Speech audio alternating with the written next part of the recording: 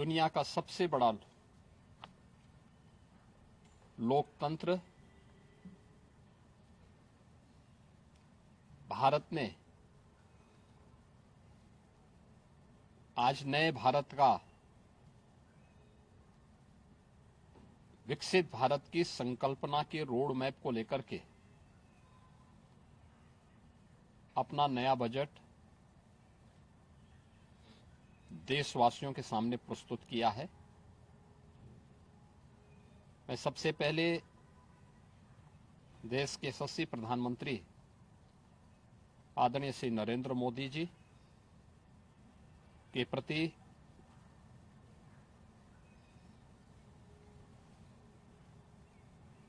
इस बजट को प्रस्तुत करने के लिए दिए गए मार्गदर्शन और उनके निर्णायक नेतृत्व के लिए हृदय से आभार व्यक्त करता हूं। मैं इस बजट को प्रस्तुत करने के लिए केंद्रीय वित्त मंत्री माननीय श्रीमती निर्मला सीतारमण जी को हृदय से अभिनंदन करता हूं, प्रदेशवासियों की ओर से उनका धन्यवाद करता हूं। 145 करोड़ भारतवासियों के आशा और आकांक्षाओं का प्रतीक यह बजट है, जिसमें नए भारत और विकसित भारत की संकल्पना का दृष्टि स्पष्ट दिखाई देती है।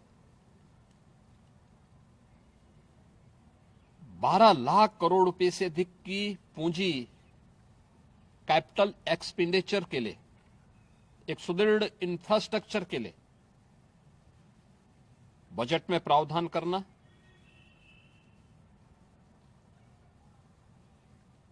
सात रेल कॉरिडोर के निर्माण के लिए प्रावधान करना, आयुष सेक्टर को विकसित करने के लिए और हेल्थ सेक्टर को मजबूती करने के साथ साथ आम नागरिक के लिए और खासतौर पर उसमें भी महिलाओं पर केंद्रित करते हुए उस पर जोर देना, हर जनपद में महिलाओं के लिए, कामकाजी महिलाओं के लिए छात्रावास के निर्माण का कार्य हो या स्टेम, साइंस, मैथ्स,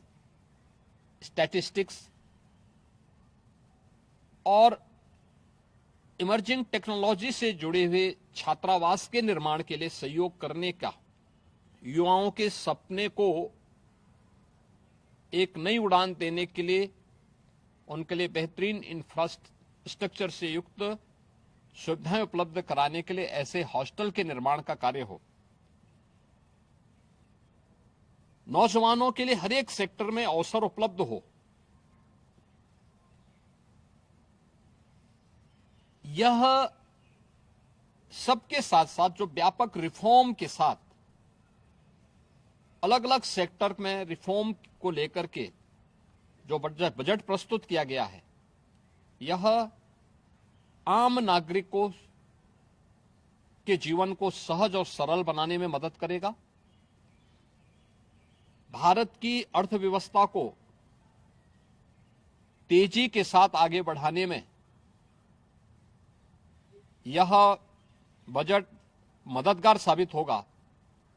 युवाओं के लिए, महिलाओं के लिए,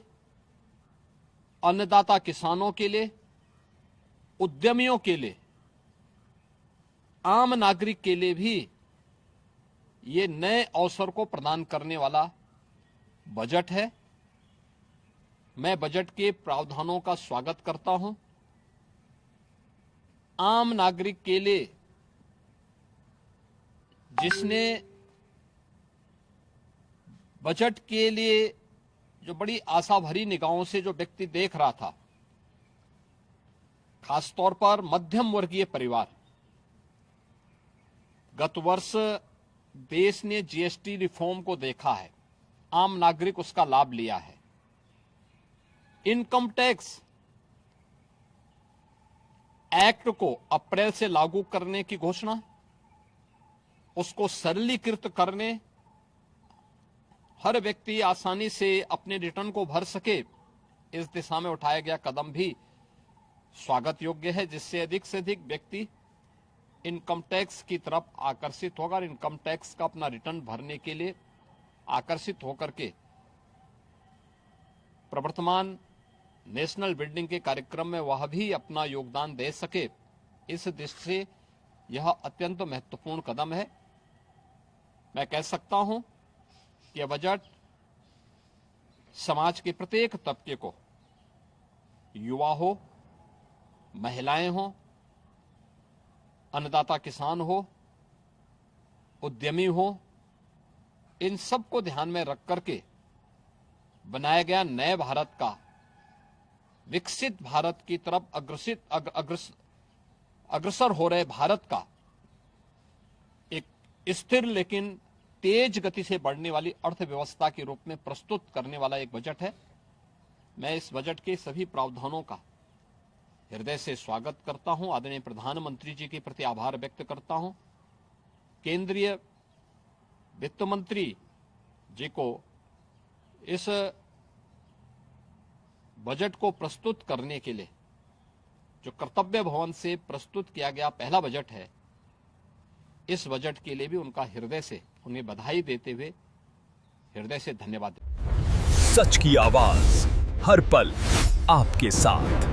प्रस्तुत करते हैं जनता वॉइस टाइम्स।